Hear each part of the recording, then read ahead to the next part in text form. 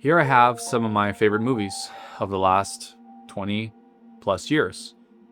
And as I look at these films, I notice that there are a few similarities between all of them. Whoop.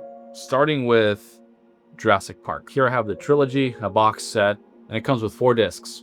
Now, I promise, I'm getting somewhere with this. Jurassic Park is one of my all-time favorite movies because of the spectacle of it. It's not a very complicated or deep story, but the overall spectacle of it is what really drew me to it. A long time ago, and to this day, I'm a big fan. I have merchandise, dinosaurs. What I really found interesting about this box set was the fact that it came with loads of behind the scenes. So much so that it comes with a definitive behind the scenes featurette right here. Got a lot of stuff in it. And the reason why I wanted to watch this was because of Steven Spielberg. Steven Spielberg has a very unique way of telling stories, especially way back when this was released and the subsequent films that blew up over time at the box office. If I were to make a movie today, it would be a blend of spectacle like Steven Spielberg, Christopher Nolan, but with the kind of emotion and story of a smaller film like Moneyball or like The Social Network. So why do I like these movies? As you can see behind me, there's a Back to the Future poster and a E.T. poster. I'm a Spielberg fan, right? As I previously mentioned, but I like that these stories are original. They are original stories, and these are movies that were made back in the day, and I think these are movies that probably wouldn't get made today, right? And this all boils down to originality and betting on yourself.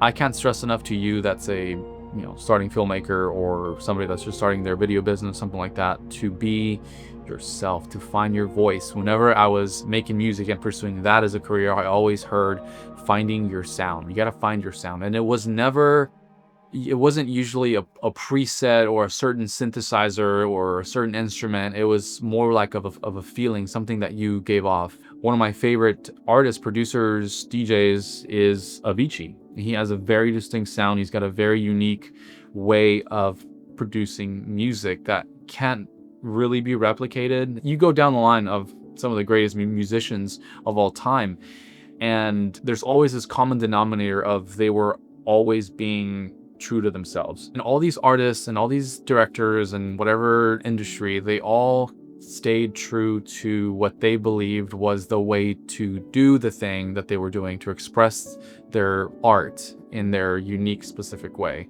I started to see that and realize that, well, how does that connect to my business? How does that relate to what I'm doing now for a living, right? Ultimately, I want to make movies. I want to direct a Jurassic Park film. I want to work on big sets. Like, that's what I want to do, right? I don't shoot on the latest, greatest stuff. I'm shooting everything I do on one of these bad boys. Well, this is the C100 Mark I. What I'm shooting this on is the C100 Mark II. And when I tell people that, they kind of get like a little like, what? You shooting on a C100 Mark? You should be shooting on 4K, 6K. And to some extent, I agree. I want to be able to have extra resolution and have different, options for IO and things like that. But this is what I have. This was gifted to me, and I'm working with it, and I'm going to use it till the wheels fall off, basically. But somewhere along the line last year, when I launched my business, I decided to do things differently for myself. I used to work at another marketing agency and, film some videos here and there, but I wasn't the primary shooter, right? I was a secondary shooter, and I helped and edited, the best way I could, adhering to client, requests at times, and then the way we did things, kind of our brand, with the company. So when I launched my business, I did things the way I had been doing them for the last 6-7 years, right? And I also worked at a church, the church that I attend now. I don't work there anymore, but when I did, some of those things still kind of lingered even then, right? And I sort of developed a little bit more of my style, my taste. I ventured out some more. I had a lot of creative freedom there, which I'm very thankful for. However, when I launched my business, it was very scary, right? I had, mouths to feed. I have a family. I have responsibilities. I have, bills, all these things. So I played it very safe, very, very safe. I was doing things the way I'd always done them. Whether it was a business overview or testimonial, whatever, it was always talking head, B-roll, do a little bit of color grading or put on a LUT or whatever, music, lower thirds, some call to action, out the door goes, right? And I was doing that just kind of out of second nature. It was easy to do that. It was easy to flop down on a camera, put the, do the boom and the one light, whatever, and record. Now that wasn't bad per se. It's not a bad thing to do. Like if you're doing that, don't feel like I'm coming at you. But after a while, I was like, I want to do something different. I feel so boxed in. Like I have all these ideas. I look up to all these different people, directors, movies that I really enjoy. And it wasn't until I got to shoot a branded promo for a golf cart company locally where I really started to think about how I wanted to approach this. I didn't want this to be just another video that I did that had talking head of the owner and then B-roll of the golf carts, maybe by the beach, and then some drone footage and call it a day. I took that opportunity as, all right, I got to do something new. I got to do something different. I have to really put myself out there. And essentially, I just bet on myself. And to this day, it's one of the best things I've ever done for myself, for my business, for myself as a filmmaker, because that ultimately gave me the confidence to pursue story-driven videos, branded videos, all the way up to branded training videos that are story-driven. I did a training video for Exxon last year that wasn't just a talking head with B-roll of whatever they were talking about with some slides. It was a short story that followed one of the safety engineers and, the different scenarios, and we put up slides. I customized those slides, made them look really cool, animations. It was nice. It was really cool. And had I not done the golf cart video the way I did, I probably wouldn't have done that video that way either. I would have probably still been stuck doing the same old thing over and over and over and over again, never growing, never pursuing anything else, kind of stuck on this hamster wheel thinking, oh, there's progress. And maybe there would have been, right, financially with business, but creatively, I wouldn't have been able to expand myself and put myself out there even more.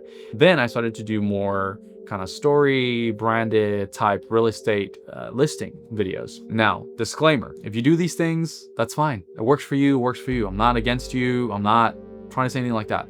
I don't do what the current trends are for real estate listing videos. I don't do the zooms, the crazy panoramic, transitions from day to night, and like the agent is there and then he or she disappears, and like we're zooming in and we're zooming back out, and you're taking me on a swirl around the property. I'm like, can I just see the property? Can I just see the living room for a second? That's not how I do things. That's just me. I'm kind of old school, whatever. And so I'll put some samples here up as well of kind of what I like to do for more of these luxury listings. But that was another place where I got to flex my creative muscle some more and like practice.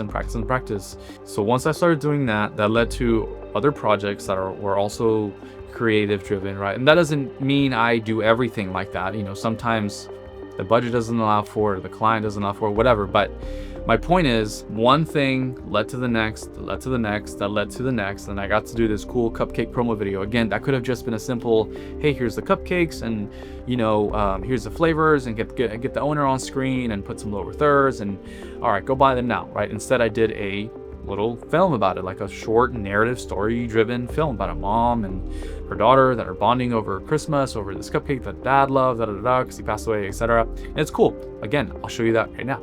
So why is this important, right? I think if you are in this business to make money, then you will care very little about the creative aspect in that way, right? If you're in this business and you also want to make a lot of money and create videos that cut deep to the heart, that tell stories that matter. It doesn't always have to be this super deep emotional thing. It could be a lighthearted comedy. It could be a docu-style commercial, you name it. There's lots of different categories where you can explore different niches, right?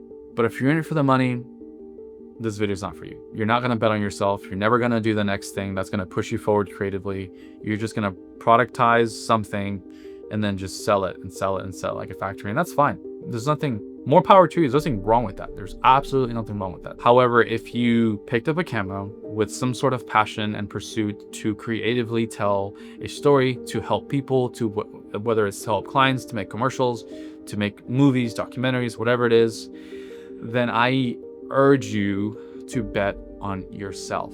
And yes, it's something you need to do if you want to grow. If you don't do it, you're going to stay in the same place. You're never going to progress, and you're not going to be prepared for when the opportunity arises. A lot of this business is networking, especially in films. It matters a lot who you know. Some people might not like that. That's just kind of how it is. If you, for some reason, get in contact with somebody that can give you a shot or open the door or connect you with somebody else that could be a potentially really great opportunity, and your portfolio doesn't support that, then it makes no sense for them to hire you or for that person that referred you to even give you another shot somewhere else. So whatever you're doing, whether it's car videos or restaurants or whatever, find a way to distinguish yourself from the rest. Find a way to separate yourself from the pack, not for the sake of being unique or being like this standout person, like, oh, look how cool I am, how different I'm doing things, but for the sake of you and your career moving forward, right?